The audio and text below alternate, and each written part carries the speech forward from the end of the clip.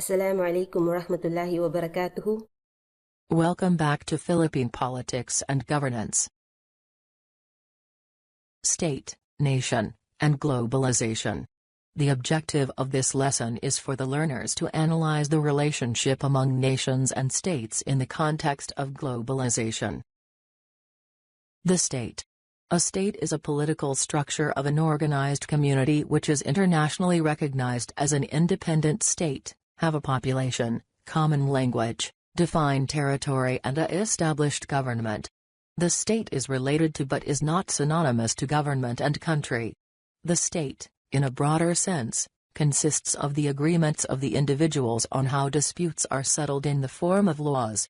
The state is primarily an organization with legal purpose, which is to impose law and order to ensure the welfare and safety of its citizens.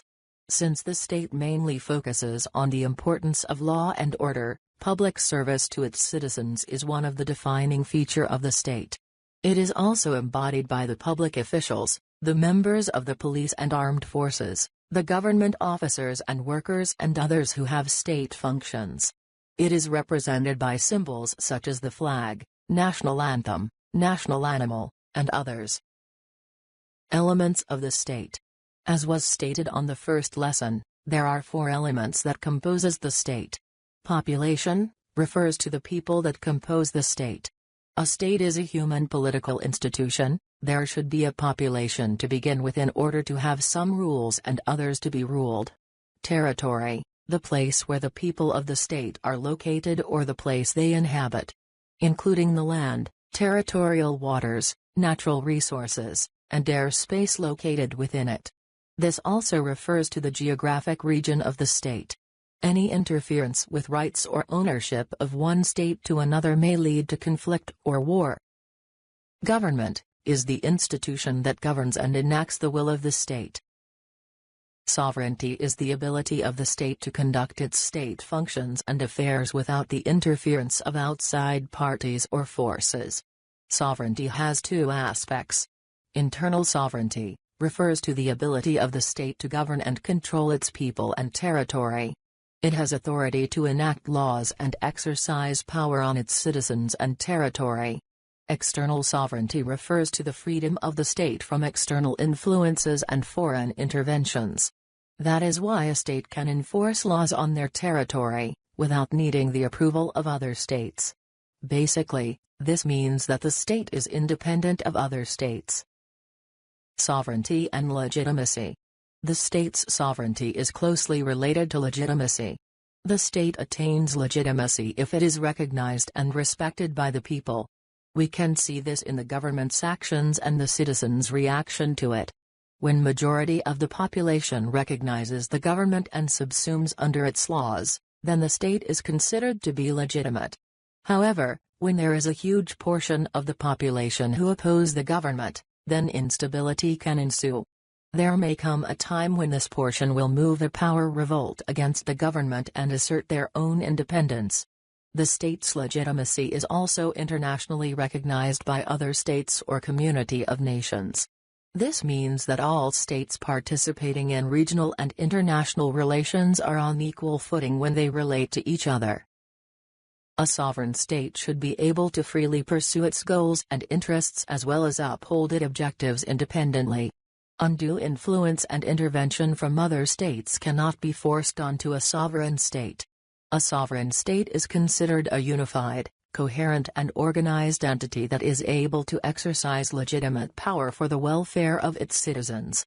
If the country experiences political upheavals such as civil war, power revolt, or if the government is considered illegitimate by the international community, the sovereignty of the state may be questioned by foreign states and this may affect its standing in international affairs.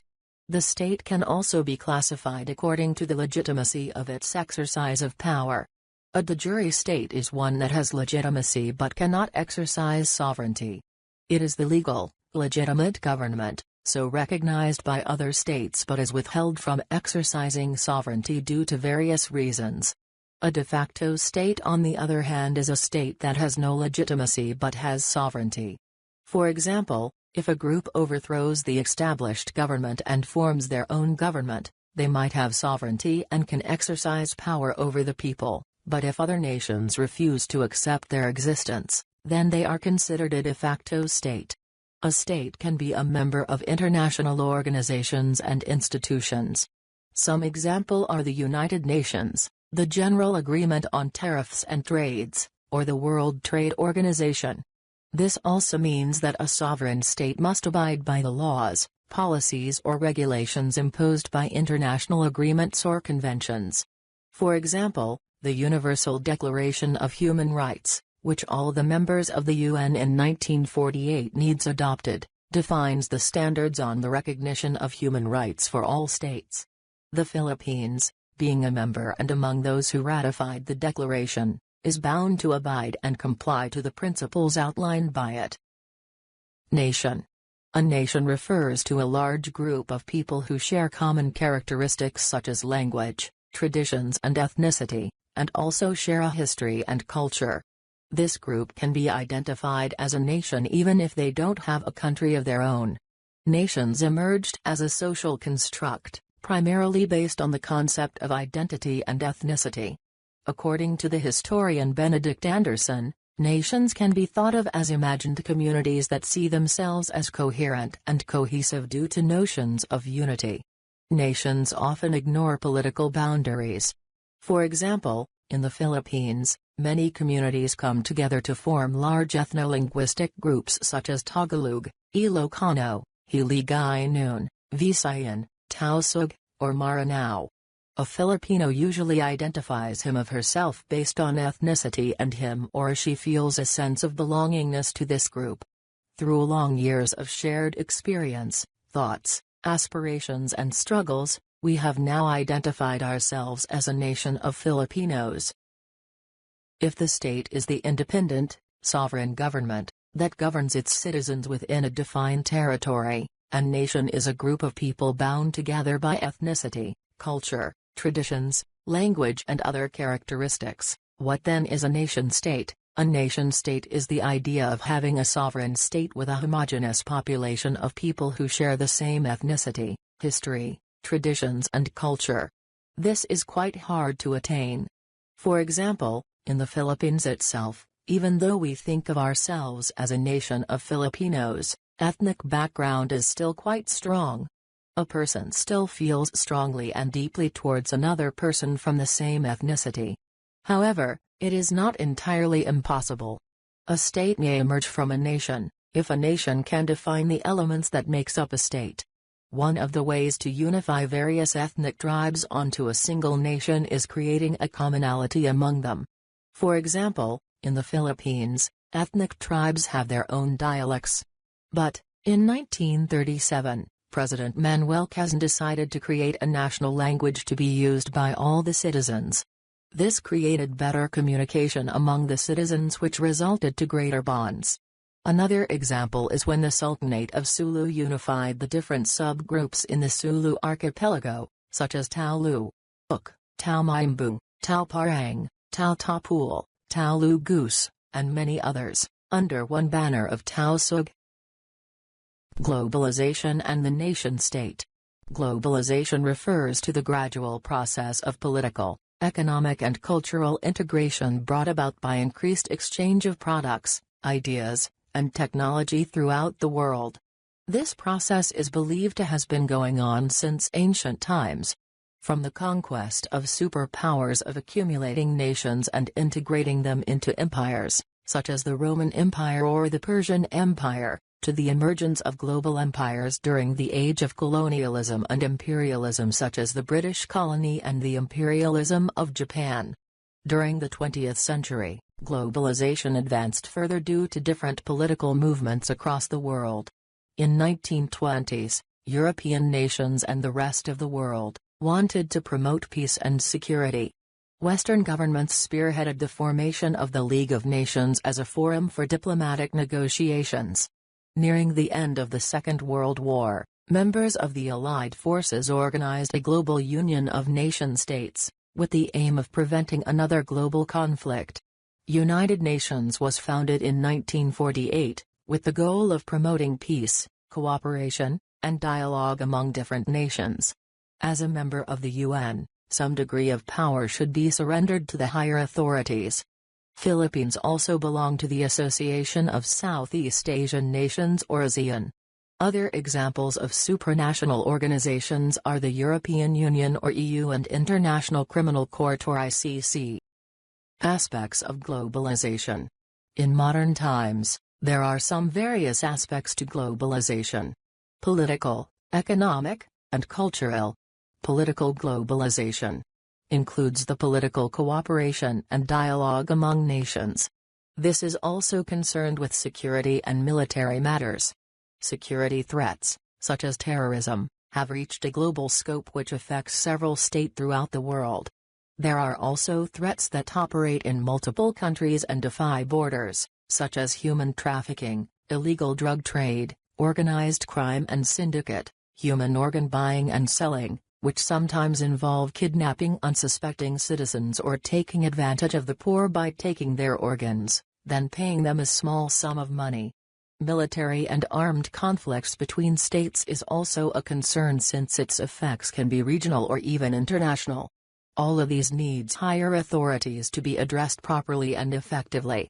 Institutions such as UN Security Council is formed to primarily maintain global peace and security. The North Atlantic Treaty Organization or NATO, composed of European nations and the United States, was established to defend against communism during the Cold War. Currently, NATO focuses on security concerns in Europe. Economic globalization involves economic integration, treaties and international policies among nations.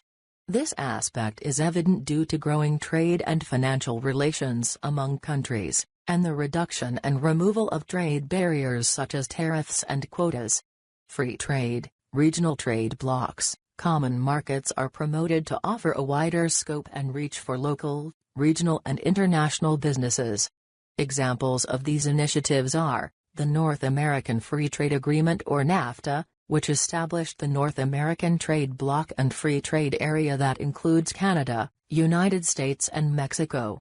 The Asia-Pacific Economic Corporation or APEC, is a regional trade forum participated by 21 countries located in the Pacific Rim.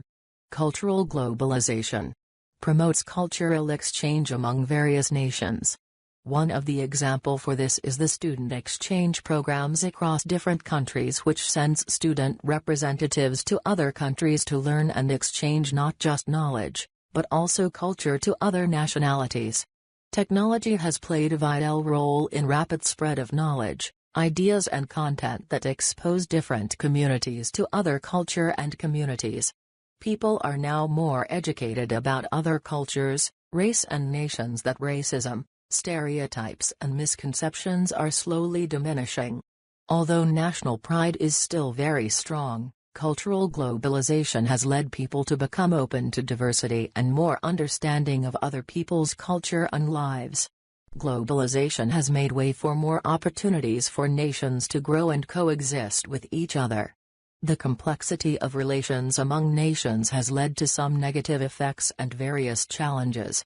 However, if global interests is carefully balanced with national interests, we can work towards resolving our differences and other global concerns. We just have to respect one another. Remember, respect everything and everyone. Fear God wherever you are, and follow up a bad deed with a good deed, and behave well towards the people. Thank you for watching. In the next lesson, we will be talking about the evolution of politics and governance in the Philippines. See you there.